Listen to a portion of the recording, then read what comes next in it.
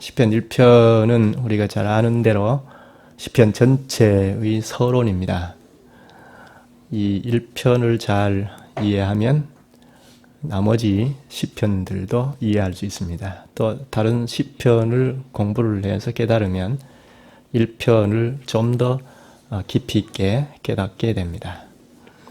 1편에 보면 복 있는 사람이 나오고, 그리고 악인들, 죄인들, 오만한 자들, 그리고 뒤에 의인들이 나오는데, 복 있는 사람과 의인들은 같은 말인데, 이런 사람들에 대해서 잘 이해하면 시편, 다른 시편에 있는 사람들도 잘 이해할 수 있습니다.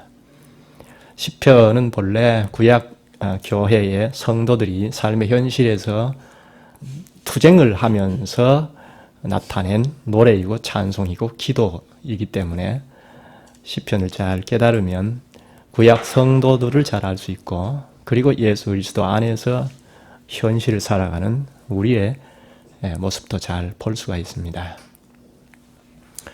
처음 시작하면서부터 복 있는 자는 하고 시작하는 것이 1편인데요. 복 있는 사람은 이렇게 나가는데, 복이라는 말은 우리나라 사람들이 들으면 얼른 인생 행복 쪽으로 생각을 합니다. 믿기 전에 이런 생각을 가지면서 그리스도 안에 들어와서도 복이라는 말이 나오면 얼른 하나님 덕분에 내가 좀 형편이 풀렸으면 좋겠다. 우리 아이들이 잘 되고 사업에 성공도 하고 이런 쪽으로 생각하기가 쉽습니다. 성경에 나오는 복은 단지 인생 행복은 아니라는 것을 우리가 잘 알고 있습니다. 물론 일반 은총에서 보면 열심히 일을 하면 하나님께서 잘 살게도 하시고 하십니다. 그런데 성경에서 단지 그런 일반 은총의 관점에서 말씀하는 것은 아니지 않습니까? 그런 점을 잘 생각해서 하나님 나라 현존하는 하나님 나라 안에서 무엇을 말씀하고 있는가 하는 것을 생각해야 하죠. 오늘 본문도 마찬가지입니다. 복 있는 사람이 되려면 악인의 꾀를 쫓지 않고 죄인의 길에 서지 않아야 하겠다. 이렇게 읽으면 곤란하고, 이것은 기원문이 아니라고 했죠. 복 있는 사람이여, 참 복되다. 왜냐하면 악인의 꾀를 쫓지 않더라. 이렇게 읽어야 합니다. 그러니까 기원문이 아니고 감탄문이죠. 복된 사람이다. 왜냐하면 악인의 꾀를 쫓지 않고 죄인의 길에 서지 않더라는 것입니다. 마치 예수님께서 산상수훈에서 제자들을 놓고 가르쳤던 팔복의 내용과 일맥상통합니다. 애통하는 자는 복이 있나니, 심령이 가난한 자는 복이 있나니, 뒤에 가면 핍박이 복이라고까지 하거든요. 이게 현존하는 하늘나라 안에서 살아가는 성도들의 현실을 표현한 것인데, 시편 1편도 마찬가지입니다. 이 땅에 현존하는 복된 사람이 어떤 사람인가? 첫째는 악인의 꾀를 쫓지 않더라는 것입니다. 악인의 꾀 했는데, 여기 악인이라는 말은 하나님이 보실 때, 혹은 하나님 나라 백성들이 볼 때 악인이라는 것입니다. 보통 사람들이 볼 때 악한 것은 아닙니다. 너도 나도 악을 꾀하면서 살아가기 때문입니다. 누구든지 자기 꾀를 의지하고 살아가지 않습니까? 누구든지 자기 힘을 의지하고 살아갑니다. 그러니까 굳이 이것이 악이라고 할 수는 없습니다. 그런데 복 있는 사람은 이렇게 다수가 자기 꾀, 자기를 의지하고 자기 힘을 의지하고 살아가는 것을 쫓지 않더라는 것입니다. 그리고 죄인의 길에 서지 않더라는 것입니다. 죄인의 길에 선다는 것도 다수이지 않습니까? 악인들, 죄인들, 복수, 다수인데 다수가 걸어가는 길을 걷지 않더라는 것입니다. 그것이 복된 사람이라는 말입니다. 오만한 자의 자리에 앉지 않는다는 것도 마찬가지입니다. 다수가 다 모임을 갖는데 그 모임에 앉지 아니하는 자가 복된 자라고 합니다. 어떻게 그것이 복인가? 오히려 다수가 같이 연합을 하는 거기에 빠지면 복되다고 하지 않죠. 부자연스럽다고 하죠. 여론이 형성이 된 거기에서 빠지면 어리석은 사람이라고 합니다. 그러나 성경에서는 그런 사람이 복된 사람이라고 합니다. 악인들, 죄인들, 오만한 자들은 다수입니다. 같은 부류인데요. 그러니까 많은 사람들인데 여기 복된 사람은 한 사람입니다. 이런 악인들, 오만한 자들, 또 죄인들의 틈바구니에서 살아가는 오직 한 사람이 복된 사람이라고 합니다. 많은 다수를 이루고 나가는 사람들, 악인들은 그럼 무엇을 하는 사람들인가? 방금 얘기한 것처럼 악인들은 자기 꾀를 의지하고 살아가는 사람들입니다. 자기 힘을 의지하고 살아가는 사람들입니다. 뒤에서 악을 늘 계획을 하고 그래서 실천에 옮깁니다. 그러나 그것이 악인 줄은 잘 모릅니다. 사람들 사회에서는 그것을 악이라고 하지 않습니다. 하나님께서 율법의 말씀을 내셔서 그 말씀에 비추어 보니까 악이지 이 사람들은 악이라고 하지 않습니다. 율법에 비추어서 악이라고 하니까 이 사람들은 율법을 그렇게 좋아하지 않죠. 예수님께서 마음에 남을 미워하는 것은 이미 살인이라고까지 하지 않습니까? 뒤에서 돌아서서 악을 도모하고 하는 것을 보통 사람들은 죄라고까지 하지 않고 일반 법칙에서도 그걸 죄라고 하고 문책할 수 없습니다. 그러나 예수님께서는 마음에 악한 마음을 품은 그 자체가 벌써 살인이라고까지 합니다. 그러니까 이 악인들은 하나님의 말씀을 가까이 하지 않습니다. 가까이 하면 자꾸 죄가 드러나니까 가까이 하지 않습니다. 오히려 하나님의 말씀을 멸시하기까지 합니다. 하나님의 말씀을 멀리하고 멸시하니까 자연히 자기 꾀로 살아갑니다. 자기 계획으로 살아갑니다. 그렇게 자기 꾀를 가지고 실행에 옮겨서 죄를 낳는데 죄를 짓고도 죄의 길을 계속 갑니다. 그리고 한데에 모여서 자축을 하면서 위로하고 서로 격려를 합니다. 우리 잘하고 있지 않느냐 하고 위로 하나님을 조롱하기까지 합니다. 이것이 오만한 자들이죠. 죄인의 길에 들어서서 다 함께 죄를 버젓이 짓고 살아가면서도 죄인 줄 모르고 다 함께 모여서 서로 격려하고 위로하고 잘하지 않느냐 하고 위로 하나님을 조롱합니다. 이런 것이 우리 세상의 현실이지 않습니까? 모두가 다 자기 지식과 자기 힘과 자기 꾀로 살아가고 실행에 옮겨서 그것이 죄인 줄도 모르고 버젓이 활보하고 다니면서 그리고 그런 자들과 함께 모여서 자축을 하고 위로하고 격려하고 위로 하나님을 조롱하고 합니다. 이것이 우리 삶의 주변에 다 깔려 있습니다. 이런 일을 한두 번 하고 마는 것이 아니고 계속 반복해서 합니다. 문제는 그렇게 하면서 죄인 줄 모르고 한다는 것입니다. 하나님의 법이 없기 때문입니다. 더 큰 문제는 악을 꾀하고 죄의 길에 들어서서 죄를 밥 먹듯이 지으면서 오만한 자리에 앉아 같이 어우러져서 옆으로 사람들을 조롱하고 위로 하나님을 조롱하는 이런 일을 어디에 향하느냐 하면 복 있는 한 사람을 향하고 있습니다. 자기들끼리 그러고 마는 것이 아닙니다. 뒤에서 뒷공론을 하고 여러 말들을 오가면서 옮기면서 의로운 한 사람, 복된 한 사람을 괴롭히려고 합니다. 기회만 되면 공격하고 기회만 되면 핍박을 합니다. 그래서 어떻게 하면 이 한 사람을 자기 편으로 끌어들일까? 자기 편이 되지 않으면 계속해서 몰아붙입니다. 그래서 고립시킵니다. 이것이 참 무서운 일이고 큰 문제입니다. 그래서 복 있는 사람이 살아가기가 참 힘든 세상입니다. 이 세상에서는 오히려 악인들이 아주 승승장구합니다.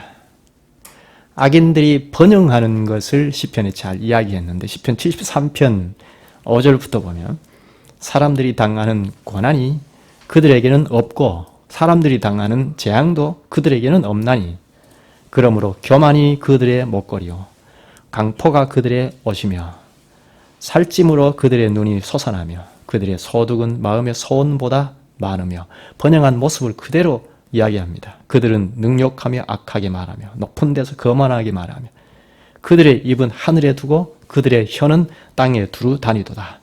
4절에는 그들은 죽을 때에도 고통이 없고 그 힘이 강건하다 합니다. 복된 한 사람은 이렇게 승승장구하는 이렇게 번영하는 악인들 틈바구니에 둘러싸여서 살아가고 있습니다. 그냥 둘러싸인 게 아니라 기회만 되면 공격을 당합니다. 싸우자 하고 시비 겁니다. 이런 데서 한 사람이 살아남기가 참 어렵습니다. 어떻게 살아남을 수 있을지 의문입니다. 그래서 시편 9절은 이 사람을 가련한 사람이라고 합니다. 이것이 신약에 예수님께서 말씀하신 생명문으로 들어가는 사람의 현실입니다.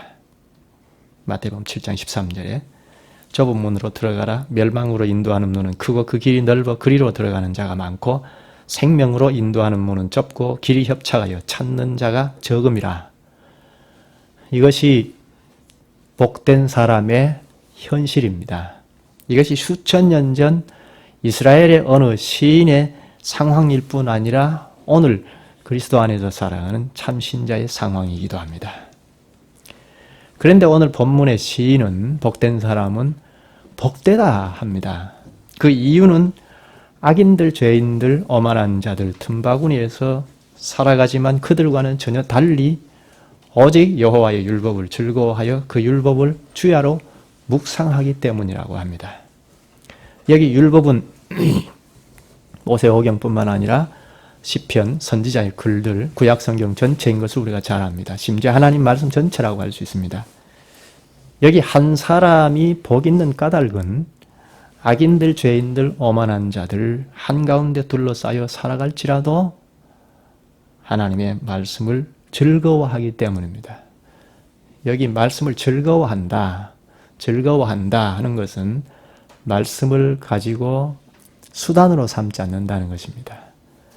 우리가 하나님 말씀을 잘못 배우면 말씀 배우는 대로 써먹지 않습니까? 자기 변호하는 데 쓰고 자기 위안을 삼는 데 사용하고 이리저리 사용하죠. 도구로 사용합니다. 여기 복된 사람은 그렇게 어떤 수단으로 삼지 않고 그 말씀 자체를 즐거워한다는 것입니다. 무슨 여행이나 요수를 바라지 않습니다. 위로부터 내려주신 하나님의 말씀을 즐거워하면서 그 말씀의 지혜로 살아가는 당당한 모습입니다. 넓은 길로 가는 악인들의 꾀를 믿고 가는 것이 아니고 하나님의 말씀을 묵상하면서 열매를 맺고 살아가는 모습입니다. 오만한 자의 망언이 아니고 하나님의 이름을 부르면서 온몸으로 말씀을 찬송하고 말씀을 가지고 하나님 앞에 나와서 예배드리면서 찬송합니다. 시편 중에 하나님의 율법의 말씀을 찬송하는 것이 있습니다. 어디죠? 시편에 율법의 말씀을 찬송하는 것이 있습니다. 시편 19편하고 119편이죠. 네. 19편 10절에 보면 많은 순금보다 더 사모하고 꿀보다 더 달다고 합니다. 무엇이요? 율법의 말씀이 그렇다는 것입니다. 이 19편 후반부와 119편 후반부를 보면 하나님의 말씀을 찬송한 결과가 무엇인지를 말하는데요. 말씀을 찬송한 결과가 무엇일까요? 자기 죄를 적나라하게 폭로하는 것을 보고 괴로워서 어쩔 줄 몰라 합니다. 그래서 방황합니다. 발버둥칩니다. 하나님 앞에 나아가서 구원을 호소합니다. 이게 율법의 말씀을 찬송한 결과입니다. 율법의 말씀을 찬송한 결과 착한 사람이 되었다든지 인격이 자랐다든지 그것이 아니고 죄가 사정없이 폭로되는 자기 모습을 보고 방황하는 모습을 그리고 있습니다. 그런데 어떻게 복 있는 사람을 할 수 있습니까? 그런데 우리 하나님은 자기 자신의 죄를 적나라하게 보고 깨닫고 돌이켜서 하나님 앞에 구원을 호소하는 자들을 복 있다고 합니다. 시편 32편 1절에 보면 허물의 사함을 받고 자신의 죄가 가려진 자는 복이 있도다 합니다. 삶의 방식이 악인들과 복된 사람과는 전혀 다르죠. 그리고 여기 묵상이라고 했는데요. 이것은 우리가 의성어, 중얼중얼 한다는 것인 것을 잘 압니다. 읊조린다, 중얼거린다 이런 뜻인데요. 하나님의 말씀이 우리에게 많이 들어오면 입에서 나오는 소리가 다 말씀이지 않겠습니까? 중얼중얼 하는 게 다 말씀으로 나옵니다. 툭 건드리면 뭐야 하던 전에와 달리 말씀이 축적이 되니까 말씀이 자꾸 나옵니다. 이것이 복된 사람입니다. 악한 자들은 툭 건드리면 뭐야 한번 싸우자 이렇게 나오지 않습니까? 기회만 되면 싸움을 걸고 나오니까 싸우려고 합니다. 그러나 복된 사람은 말씀을 즐거워하고 그 즐거워하면서 중얼거립니다. 그래서 툭 건드리면 말씀이 자꾸 나옵니다. 앉으나서나 무엇을 하든지 마무리하든지 항상 말씀으로 시작하고 말씀으로 마무리합니다. 언제나 중얼거리면서 이 말씀을 즐거워하는 까닭이 있습니다. 그 근거가 있습니다. 그 밑에 이야기하죠. 그는 시냇가에 심은 나무가 시절을 쫓아 열매를 맺으며 그 잎사귀가 마르지 아니함 같으니 그가 하는 모든 일이 다 형통하리로다. 형통하기 때문에 말씀을 즐거워합니다. 말씀을 항상 되뇌입니다. 여기 형통은 만사 형통이 아니라고 했죠. 성경에 나온 형통은 바로 만사 형통 쪽으로 가면 곤란하죠. 인생 행복이 아닙니다. 하나님을 사랑하고 즐거워하는데 무슨 만사 형통입니까? 말씀 가까이 하면 가까이 할수록 죄가 자꾸 폭로된다고 하잖아요. 그래서 방황한다고 하잖아요. 이게 무슨 형통입니까? 그런데 여기 형통이란 시냇가에 심은 나무와 같기 때문이라고 합니다. 여기 복된 사람은 나무로 비유하죠. 성경에 사람을 나무로 비유하는 경우가 가끔 있습니다. 에스겔서 17장 5절에 보면 이스라엘을 포도나무로 비유합니다. 신약에 예수님께서 자신을 포도나무라고 하고 교회인 우리를 가지라고 합니다. 포도나무에 가지가 붙어있는 한 열매를 풍성히 맺는다고 이야기하죠. 그런데 이 나무는 어디에 사느냐가 굉장히 중요하지 않습니까? 척박한 황무지 같은 땅에서 살아가면 살아나기 어려울 것입니다. 열매는커녕 살기조차 어려울 것입니다.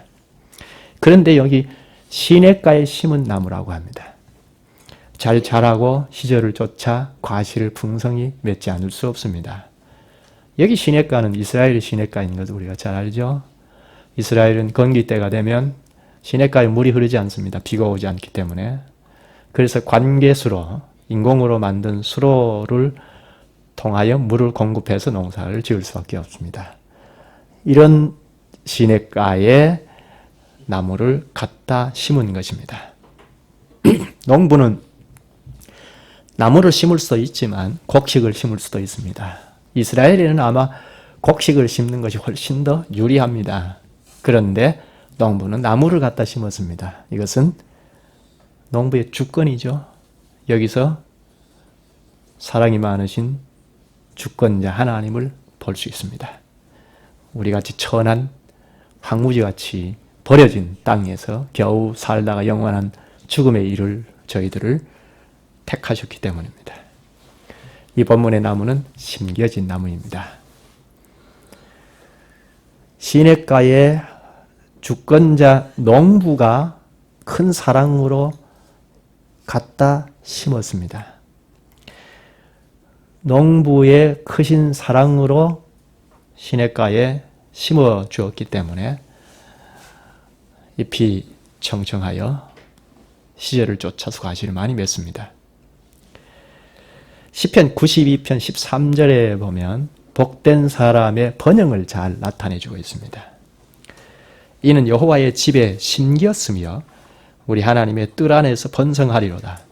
그는 늙어도 여전히 결실하며 진액이 풍족하고 빛이 청청하니 합니다. 이게 복된 사람의 번영이죠. 복 있는 사람은 분명히 악인들, 죄인들, 오만한 자들의 틈바구니에서 외롭게 외톨이로 살아가는 존재입니다. 그러나 주님의 말씀을 묵상하고 즐거워하면서 잎사귀가 마르지 아니하고 과실을 많이 맺습니다. 과실을 많이 맺는 까닭이 무엇입니까? 과실을 많이 맺는 원인은 사람들이 알지 못하는 가운데 자양분이 공급되기 때문이 아닙니까? 시냇가에 심은 나무이니까요. 사람들은 잘 알지 못하지만 자양분이 끊임없이 공급이 됩니다. 그래서 과실을 많이 맺습니다. 다수에 둘러싸여 있어도, 고립이 되어 있어도 남이 알지 못하는, 특히 악인들이 알지 못하는 사이에 자양분이 끊임없이 공급이 됩니다. 그래서 열매를 많이 맺습니다. 여기 복 있는 사람은 분명히 외톨이입니다. 외롭게 살아갈 수밖에 없는 자입니다. 악인들, 죄인들, 오만한 자들의 틈바구니에 둘러싸여서 살아갑니다. 시시때때로 공격도 당합니다. 피하면 피한 대로 쫓아와서 싸우자 합니다. 참으로 가련한 자입니다. 그런데 신비한 것은 홀로 선 그 뒤에 회중이 있습니다. 5절에 그러므로 악인들은 심판을 견디지 못하며 죄인들이 의인의 모임에 들지 못하리로다. 여기 나무의 과실은 집합적 단수인 것을 우리가 압니다.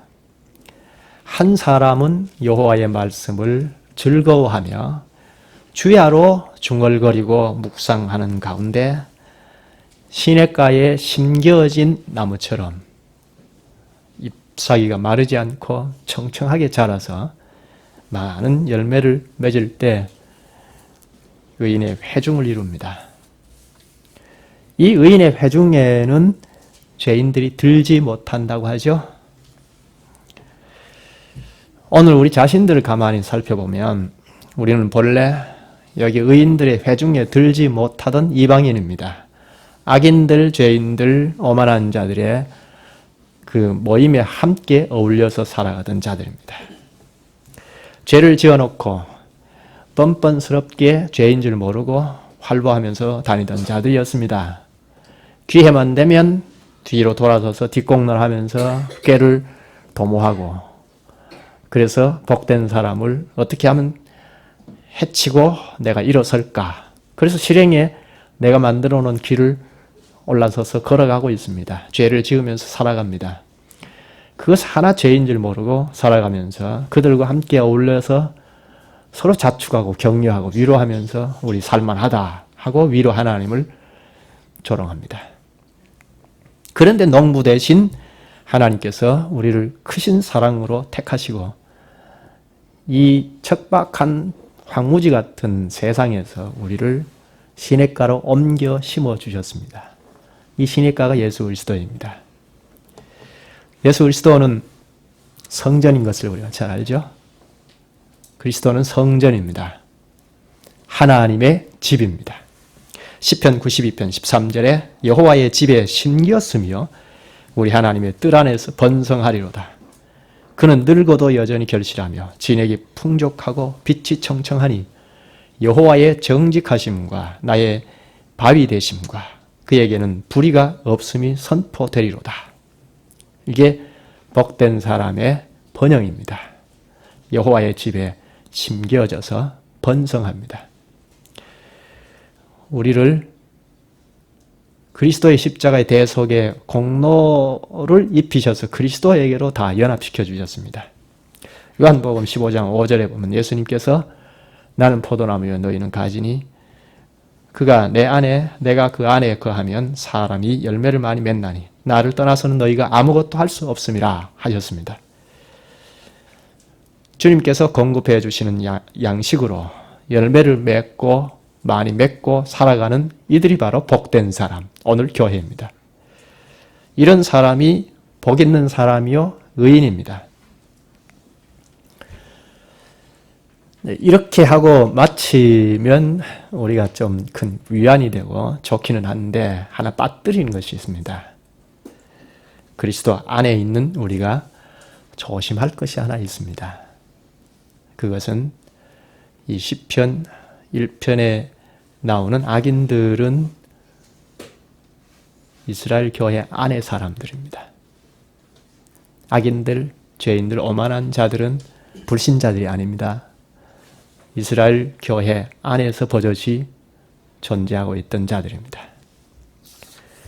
우리도 자칫하면 그리스도 안에서 복 있는 의인을 도전하고 발목을 잡고 조롱하고 할 수 있습니다. 말씀대로 살고자 하는 자를 끊임없이 장애하고 할 수 있습니다. 악인, 죄인들, 오만한 자들의 편에 기울어질 수 있습니다. 이들에게 속하지 않기 위하여 악인들의 특징을 잘 봐야 합니다. 지금까지 우리가 생각해 왔던 것을 생각해야 하고, 즉 악인들의 꾀를 쫓지 않고 자기 꾀를 쫓지 않고 죄인들의 길에 서지 않고 오만한 자의 자리에 앉지 아니하는 것 물론이고, 그리고 이 후반부 본문에 보면 악인들에게 두 가지 특징을 보여줍니다. 4절에 보면 악인들은 그렇지 아니하며 오직 바람에 나는 겨와 같도다. 첫째, 악인들은 바람에 나는 겨와 같다고 합니다. 그들은 시작할 때는 꾀도 있고, 그리고 그들의 길도 있고, 그들의 모임도 있습니다. 모여서 조롱하는 말도 아주 무성합니다. 자기들이 온 천지를 다 가진 것처럼 보입니다. 그에 비해 하나님의 말씀을 즐거워하면서 중얼거리고 묵상하는 한 사람, 의인은 없는 것처럼 보입니다.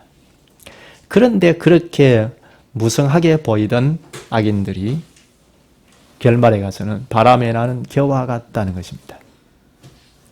아무런 알맹이가 없습니다.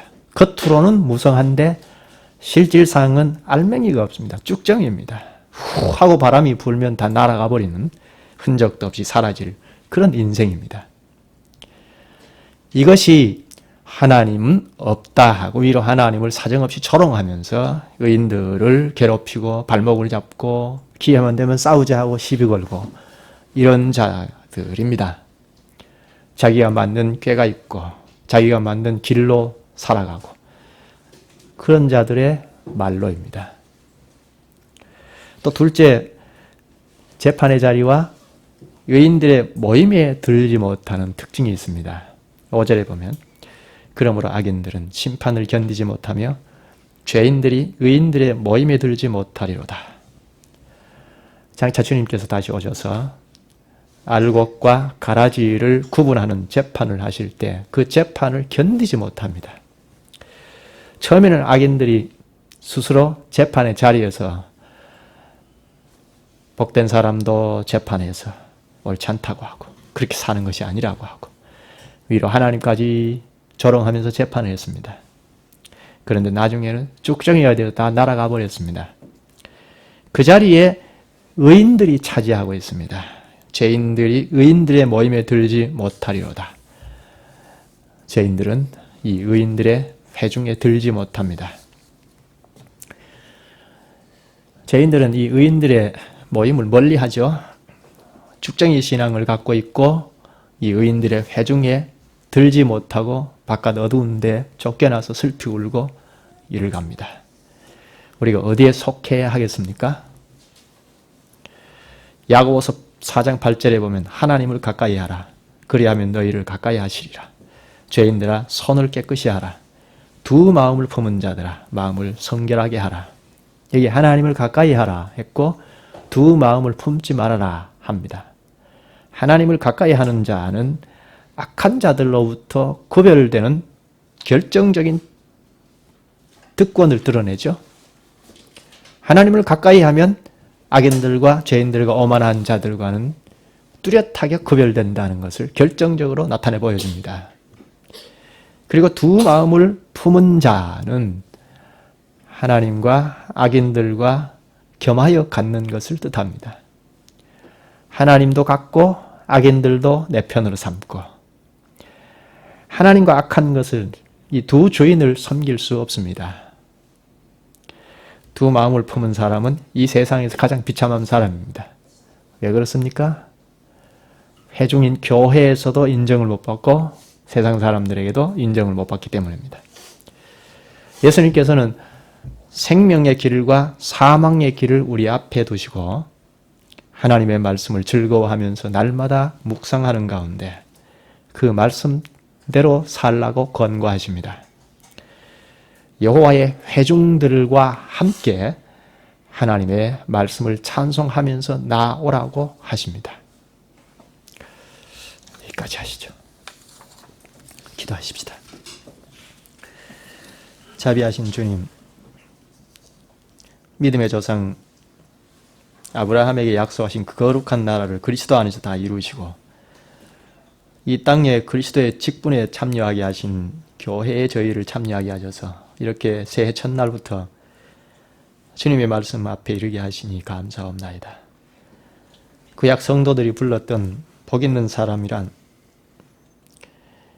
이 노래를 오늘 저희에게도 가르쳐 주셔서 오늘 저희가 주님을 믿고 따르는 길이 얼마나 좁고 협착한지 찾는 이가 적은 길인 것을 명확히 인식하게 하시옵나이다. 악인들이 장악하여 움직이는 이런 세상 한가운데서 살아가는 성도를 우리 주님께서 택하시고 영원한 신약과 그리스도에게로 옮겨 심으심으로 이제는 악인들이 도무지 알지 못하는 방식으로 자양이 공급되어 그 어떤 난관도 다 뚫고 주님의 법을 즐거워하며 주야로 묵상하는 복 있는 사람이옵나이다. 주님의 말씀을 따르고 복종함으로 우리의 길은 비록 외로울지라도 고립되지 않고 시절을 쫓아 과실을 맺는 형통이 사옵나이다. 농부 되신 우리 주님께서 영생이신 그리스도께 옮겨 심으셨기에 저희는 영원한 생명을 얻고 날마다 더 얻어서 의인의 회중을 이루고 주께 영광을 돌려옵나이다. 이 일이 저희 자신에게도 얼마나 큰 영광인지 성령께서 오늘 저희들을 다 깨우쳐 주심으로 저희가 악인들의 많은 세력 한가운데서도 두려워하지 아니하고 당당히 헤치고 나와 새로운 한 해를 시작하오니 주님의 보호와 인도하심 가운데 있게 하여 주옵소서. 우리 주님을 철저히 의지하여 연합하여 많은 열매를 거두고 의인의 회중을 이루어 주님의 이름을 높이는 하루가 되고 한 해가 되게 하여 주시기를 원하옵나이다. 또한 이런 은혜의 회중 가운데서도 구약교회 안에서 악인들의 길을 걷는 자들이 있었음을 오늘 저희에게 비추어 보면서 자칫 선줄 생각하여 악인들에게 넘어지는 이런 일이 얼마나 무서운 일인지 깊이 인식하여 겸손히 주님의 수적으로 한 해를 시작하게 하여 주옵소서. 예수님의 이름으로 기도하옵나이다. 아멘.